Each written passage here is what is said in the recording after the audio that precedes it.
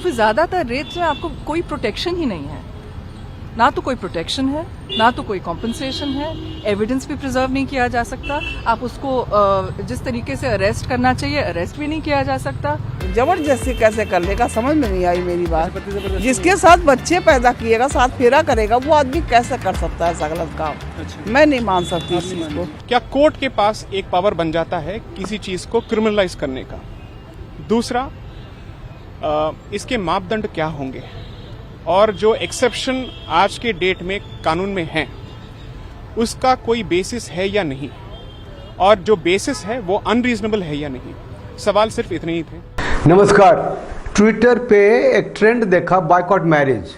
मैंने कहा कि सही है, अब कैरियर नहीं है, नौकरी नहीं है, वैकेंसीज नहीं है, तो मैरिज का तो बॉयकॉट करना ही पड़ेगा। इससे थोड़ी है कि आप खाली बॉलीवुड को बॉयकॉट करोगे, मैरिज को भी बॉयकॉट करो ना।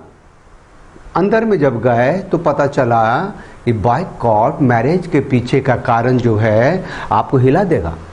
ये एक्चुअली जो दुष्कर्म है, जिसको अंग्रेजी में रेप कहते हैं, उसमें एक एक्सेप्शन है कि शादीशुदा जिंदगी में बलात्कार नहीं माना जाएगा। मतलब पति जो है पत्नी के साथ बलात्कार नहीं कर सकता, ऐसा कानून है।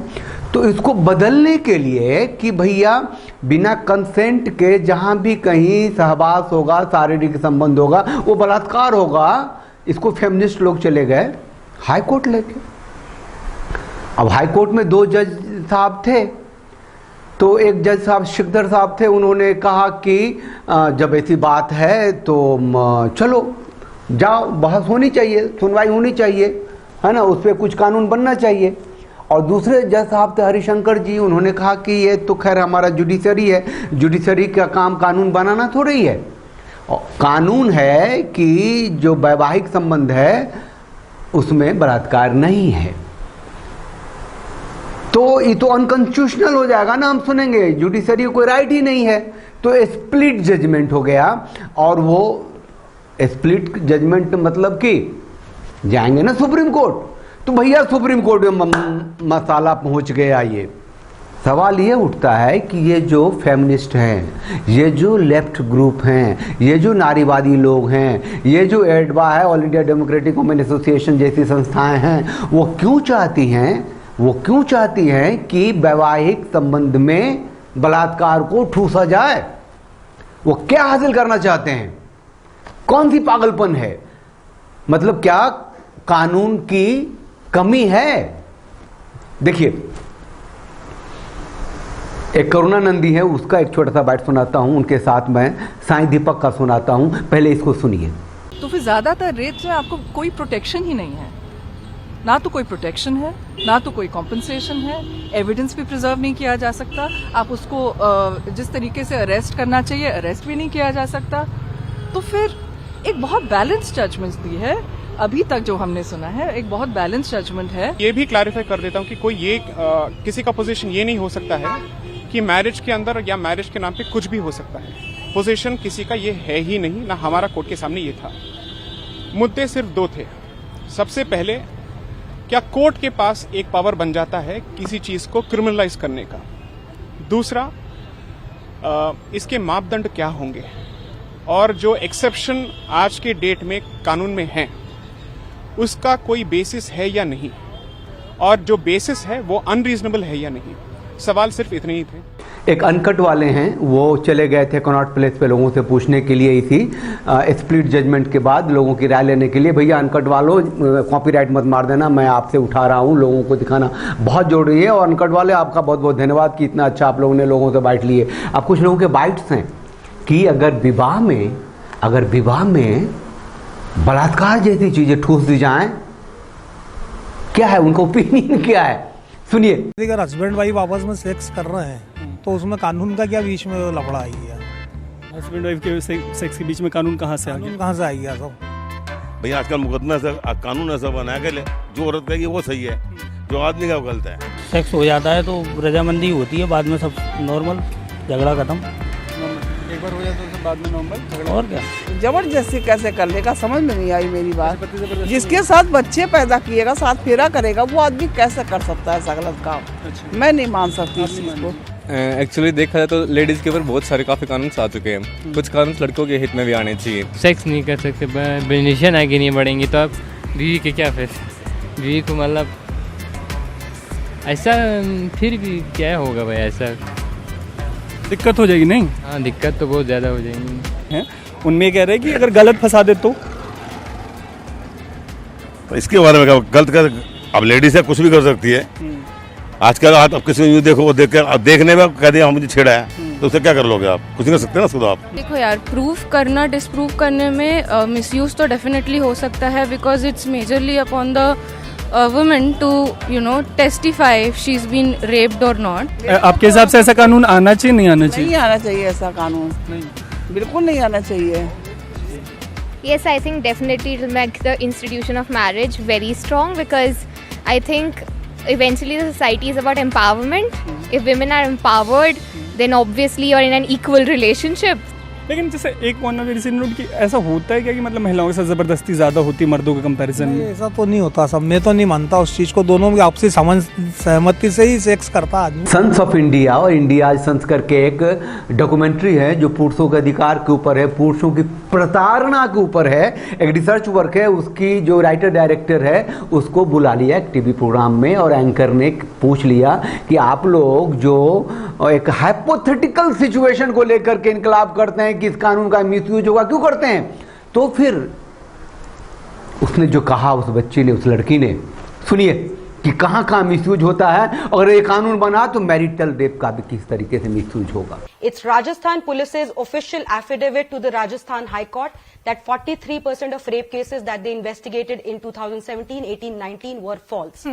In 2019, 51% of the rape cases reported in India, where I think Trisha talked about, you can accuse your boyfriend of rape, were rape on false promise of marriage, whether there was ever any promise made or not.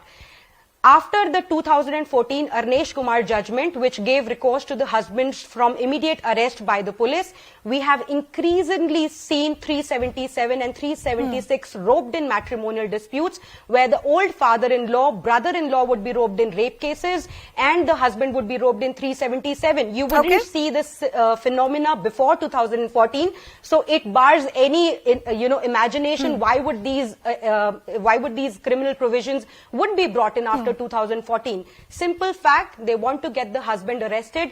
A lot of these cases would eventually turn into compromise, and that is the overall end result, which is going to happen because of misuse. Section 113A of the Evidence Act, which came after the Nirbhaya amendments, puts the onus of proof on the person if the sexual intercourse is proven. And this case scenario, in marital rape case, it would be, the burden of proof would be on the husband to prove. I am right now dealing with cases where one woman has filed 8 rape cases within 1 year. One woman has filed 4 rape cases within 1 year. Only on the basis of testimony, these men have been put behind bars. And that's going to happen in marital rape cases also. दुनिया में कहीं भी one sided कानून नहीं है। दुनिया में कहीं भी वैवाहिक संबंध में मैरिटल रेप का वो कॉन्सेप्ट नहीं है जो कि भारत में ये लेके आ रहे हैं। पूरी दुनिया में जो वैवाहिक संबंध में जो सेक्सुअल वायलेंस होते हैं, साईं दीपक को पहले सुन लीजिए, वो सबको बताते हैं, कहते हैं कि भैया ऐसे बोलने वाले कि पूरी दुनिया में जब मैरिटल रेप का कानून है तो भारत में क्यों नहीं होगा, वो खुद को एजुकेट करें। सुनिए। But when you use this particular phrase and you say that all these countries have removed, let's say, the marital exception to rape, please educate yourself once more. We have led specific documents to the effect of showing that what happens in the United States and what happens in UK, what happens in Australia, specifically showing that spousal sexual violence is recognized as a separate category in itself, which is to say, there is rape and then there is spousal sexual violence, which again has different prosecution guidelines, which has different consensual guidelines, which has different evidentiary guidelines. So please don't make the statement and mislead the viewers by making the statement that across the world this has happened and India happens to be part of this third world group, which is unwilling to recognize marital exception, or let's say the concept of marital rape. That is not the situation. Every document from Nepal to United Kingdom to United States to Australia has been filed to show what is the diversity of opinion within the United States? What is the position in UK?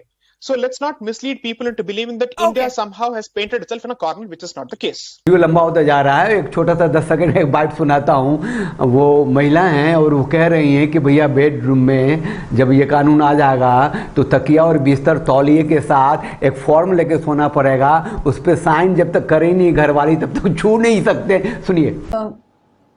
I think if it does, if it is actually criminalized, then there will be a whole lot of thinking done on this procedural aspect.